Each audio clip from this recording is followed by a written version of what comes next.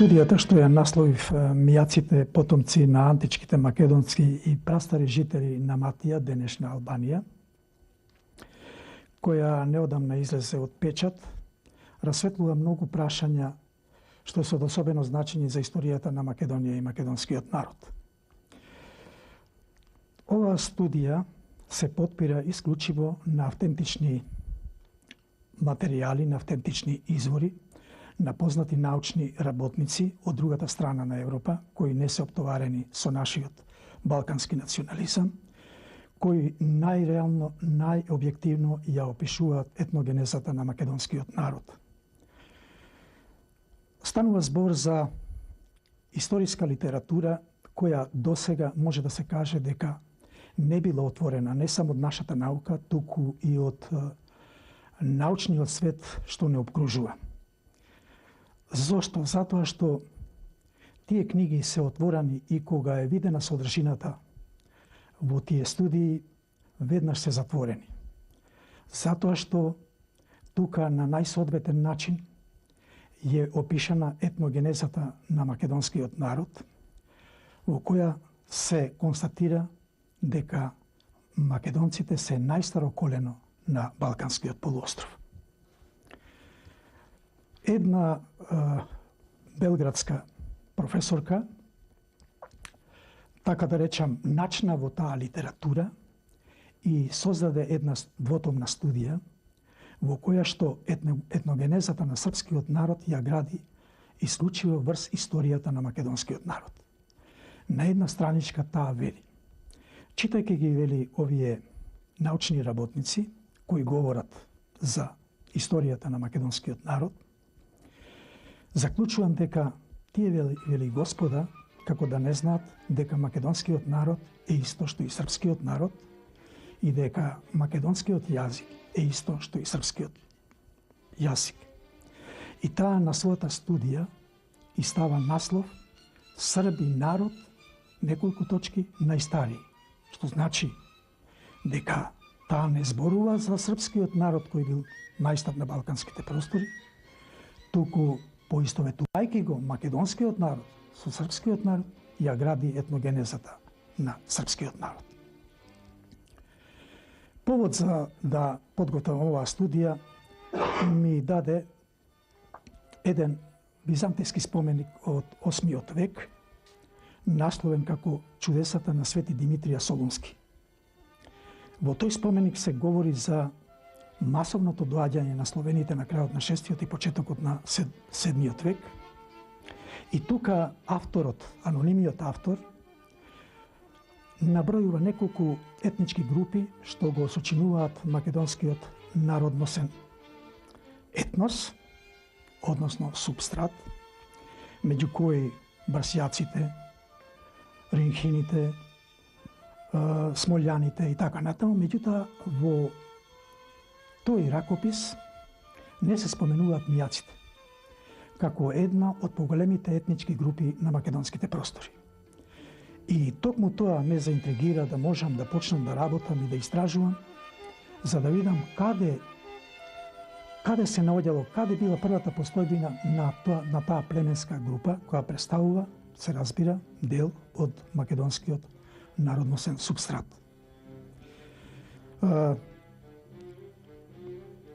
Барајќи низ таа сета историска литература, а многу научни работници пишувале за овие простори, особено за просторите на Матија, денешна Албанија. И дојдов до еден заклучок дека токму на тие простори, на матските простори, на денешните албански простори, живеело токму тоа мијачко население. Дојдов до едно сознание кое се потпира токму врз тие научни студии, дека првите жители на овие простори, праисториски жители, биле пелазгите, мионите, кои се јавуваат во разни форми, мигдони и така натаму, и московитите. Подосна веќе тие племенски групи ги среќаваме под разни имиња, како например Анти, Венети, Бриги, Фриги, Илири, Траки, македонци и така натаму. Сите тие етнички групи токму на тие простори, на мацките, на албанските простори, оставиле драгоцени траги со кои ние денес веќе знаеме кое население живеело на тие простори. Например, во Албанија, во топонимијата може да се најдат доста имиња кои го означуваат тоа име Пелазги, например, имаме Пела, како што имаме исто така во Јужна Македонија, Пелопонес, Пелагонија, Пелазо, Пелазино и така натаму. Мионите исто така оставиле своји траги. И московитите, например, имаме Москово поле, кое денес се вика Москополе. Имаме Москино, Москиново и така натаму. Потоа имаме московијани во Кичевско. Овде во Скопска Црна Гора имаме московишта. Имаме московишта, например, во Романија, во Унгарија, потоа во Украина, во Русија имаме Москва и така натаму. Што значи дека се работи за едно словенско население кое од овие простори се движело спрема североисток. И тоа со себе се разбира оставало своји траги. И не само во топонимијата, своји траги тие оставиле и во личните имиња и во патронимите што се среќава во пописните споменици кои се правени во различни историски епохи. Тоа ни дава за право да констатираме дека мијаците живеле токму на тие простори. Тие носат модифицирано име од мионите, кои носеле различни називи и тоа име веќе е проширено не само на овие простори, туку веќе се наоѓа дури и на Пелопонес. Многу научни работници стојат на становиште дека мјачката етничка група го заземала просторот од Подгорица и Динарскиот систем на север до Пелопонес на југ и Солун на исток, што значи дека се работи за целото македонско население.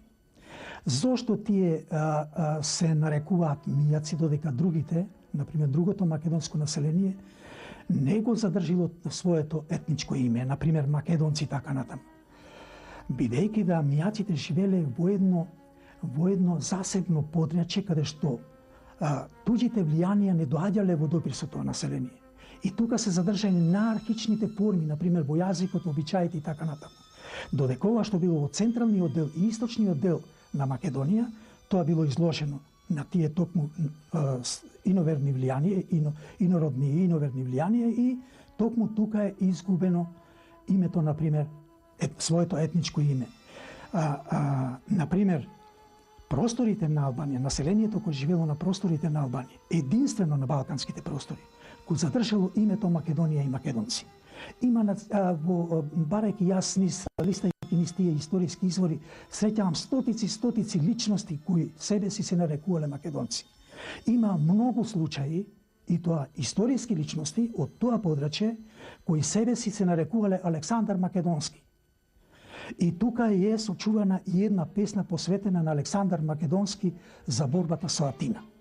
Значи, тоа е извонреден материјал со кој се посведочува праисторискиот карактер на македонскиот народ на овие простори. Тука на тој простор токму е создадена една голема област со македонското име наречена Кутмичевица. И тука се одвивале сите тие културни процеси. Например, кај многу научни работници ќе се сретне податокот дека, каде што се вели дека за Македонија и македонскиот народ, Албанија е исто како што е Ерусалим за палестинците и зидот на плачот на евреите и за еврејската држава. Тука е создавана македонската култура, македонската цивилизација, преку, како што е познато, учениците на Кирил и Методиј, Климент и Наум, кои действувале токму на тие простори во денешна централна Албанија. Податок што зборува дека од секогаш тој простор бил населен со македонско население. Затоа зборуваат не само сакралните споменици кои се наоѓаат на тие простори, кои се работени исклучиво од македонци, каде што во самите цркви и манастири се регистрирани име на личности македонци.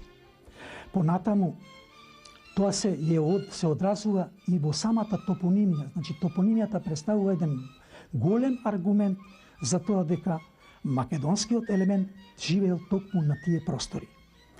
Таа топонимија е карактеристична исклучиво за македонскиот народ.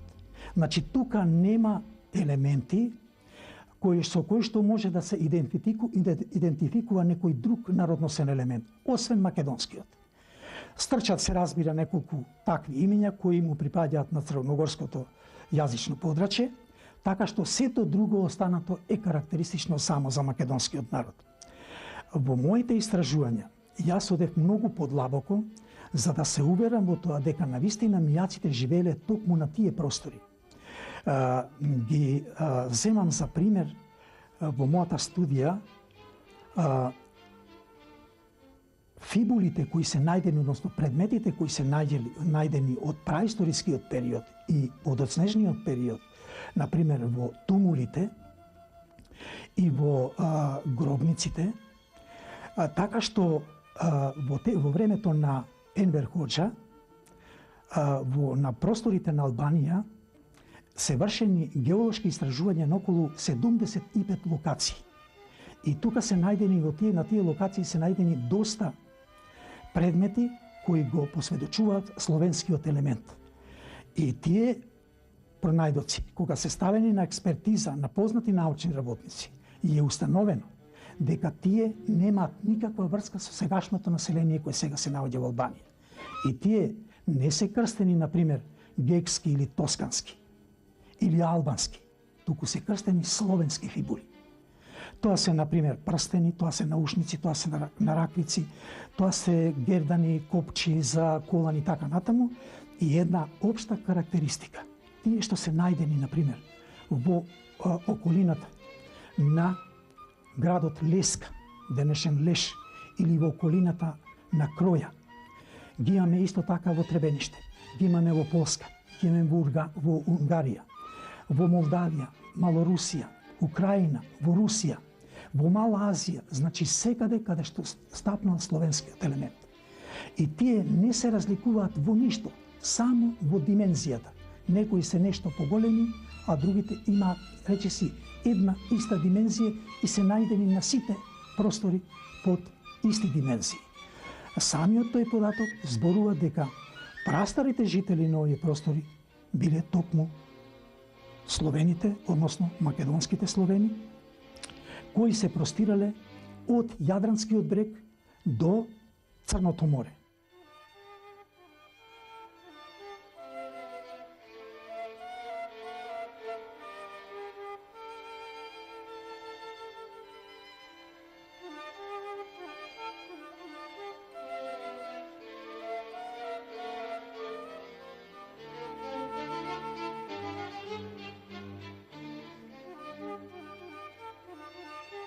Јас би рекол еден податок кој што се манипулира во современата наука, например, антите ги врзуваат, например, или античкиот период, или антиката ја врзуваат со Грција. Тоа нема врска. Самиот термин антика или антички период произлегува од словенскиот елемент, од антите кои живееле на овие простори. Например, да го земеме Полибие. Полибие, кој живеел во 6 век, вели во својата тајна историја дека на овие простори, вели, живеат анти и венети. Значи, словенски елемент, тоа е во науката дефинирано.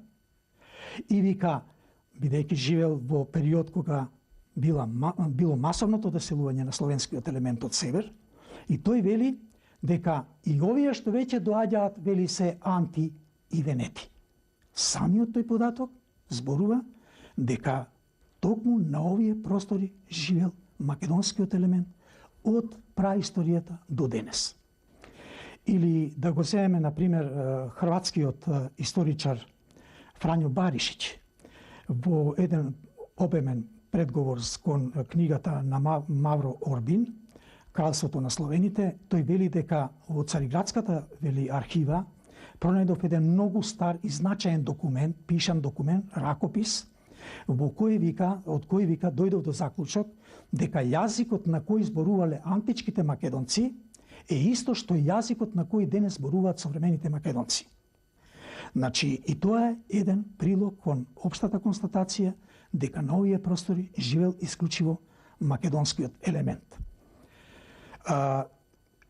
Други многу важни податоци со кои се демантираат сите други тези, теории и квази тези за тоа дека единствено грчкиот елемент бил праисториски елемент на овие простори, посведочува и еден многу важен податок. Во 1445 година во Пелагонија близу Битола е најдена една плоча, надгробна плоча на која што пишува: овде, вели, почива војсководец по потекло Мијак. Научни работници успеале да утврдат дека таа плоча потекнува од раниот римски период, а раниот римски период представува 168 години пред Христа. Значи, таа плоча датира токму од тој период. Таа плоча се наоѓала до 1912 година во музеот во Битола. Меѓутоа, по доаѓањето на бугарите, таа плоча е однесена во Бугарија и веќе не е достапна за научниот свет. Доколку се излезе на видео таа плоча, значи ќе бидат разрешени сите дилеми за тоа кој елемент, народносен елемент, е најстар на балканските простори. Освен тоа, во село Орланци Кичевско денес исто така постојат стари римски гробишта токму од раниот римски период, во кој што исто така меѓу борците римјаните има и еден Мијак. Може да има и повеќе, меѓутоа на плочата пишува: овде почива Мијак. Значи, тоа се стари гробишта. И има додадено 17. Дали тоа се годините негови, значи на таа возраст бил, или се работи за 17-та година од нашата ера, се уште тоа во науката не е дефинирано. Меѓутоа, дефинирано е дека тие гробишта потекнуваат од римскиот период. Кај мијаците, например, тој римски период се нарекува елеменски период. Кога ќе прашате колку е ова старо, ќе ви речат од елемените. Значи најстаро што може да биде. Така што сите овие податоци што успеав јас да ги приберам, говорат за тоа дека мијачкиот елемент ја населува целата територија на Матија, односно на денешна Албанија. Тој ги сочувал сите оние антички геми што се употребувало во македонското античко царство. Например, го имаме 16-кракото сонце, го имаме кој обично се ставало на црвена копринена подлога, и потоа го имаме и златно-жолтиот лав, кој исто така бил поставуван на црвена копринена подлога, и што е многу карактеристично. Скоро во секоја црква на тие простори, а сега го имаме само малореканскиот предлог, каде што се исто така мијаците кои што се селеле од тие простори. Например, пред самиот олтар се наоѓа камена или мермерна плоча на која е изгравирано 16-кракото сонце. Или 16-кракото сонце кој што се наоѓа на пафтите од невестинската носија. И невестинската носија е установено дека потекнува токму од тој антички најстар период. Бидејќи да тука во тие метални елементи што се од пафтите кај невестите во мијачката носија, се содржат и други многу значајни елементи, символи токму од тој период, што секако времето нас не ни дозволува да одиме пошироко. Со еден збор, мијаците представуваат едно етничко племе или една заедница, племенска заедница во составот на македонскиот народ, каде што се сочувани токму тие најстари особености јазични. А кога збориме за јазични, би сакал да подсетам дека на предметите најдени 500 години пред нашата ера, кои ги обработува нашиот еминентен историчар, професор доктор Ташко Белчев, на садовите кои се користеле за чување на вино, потоа за жито и така натаму, стојат надписи. Во тие надписи го среќаваме мијачкото наречје. Например, тука имате на многу места огон. Не оган, туку огон. Каде што буквата О, самогласката О, има значајно место во зборот. Или, например, остина. Значи, нешто се оладило, нешто се... Така што во многу такви надписи веќе среќаваме ние зборови кои се карактеристични во мијачкото говорно наречје. И самиот тој податок зборува дека македонскиот елемент е најстар елемент на овие простори. Во студијата што ја обработувам посебно поглавје имам за научни работници кои пишувале токму за тоа каде живееле словените на тие простори, односно македонскиот елемент на тие мацки, односно албански простори. Можам да кажам дека се преку, ако ги броиме, преку 200 научни работници кои тврдат дека македонскиот словенски елемент со таа територија господарел до крајот на 18 век. Тоа е многу важен податок. Овде посебно се поставува прашањето како сега тоа население на тој простор веќе го нема во најголем дел. Дел е исламизирано и гегоизирано на тие простори. Например, ако прашате некој во Тирана, а во Тирана има 20.000 православни македонци и преку 25.000 исламизирани, сметајки во околината, ако го прашате што сте, ќе ви рече мијак, македонец. Без размислување. Што значи дека таму и натаму живее тоа име. Името на својот етнос. Каде исчезнале тие македонци што се наоѓале на тие простори? Познато е дека уште кога турците го освоиле Охрид во 1404 година, голема маса македонско население преку Родонскиот залив кај градот Леска се иселило во Италија, во Јужна Италија. Второ преселување било после смртта на Георгија Касиот, односно 1480 година, каде што има податок дека околу 200.000 македонци од Родовскиот залив кај Леска се преселило во Јужна Италија и на Сицилија. Некои маси допреле дури до Малта. И познато е во историјата дека Охридската патријаршија имала своја православна епархија токму во срцето на Ватикан. Тоа е Јужна Италија и Малта. И таа епархија живеела речиси 4 столетија. Следното преселување на македонскиот елемент од тие простори се случил по доаѓањето, по доселувањето, по колонизацијата на гегите на тие простори кои турците ги донесе на крајот или почетокот на 18 век, крајот на 17 и почетокот на 18 век. Тие немаат ништо таму материјално што може да се посведочи или да се идентификува дека тие живееле токму од времење на тие простори. Такво нема. Што значи дека се тие скорешно дојдеме на тие простори, а за тоа постојат доста студии во кои е опишано како тие биле преселувани на овие простори и зошто турците ги донесле за тоа, за да го разбијат големото Словенско море. Овој збор можете да го сретнете во многу студии.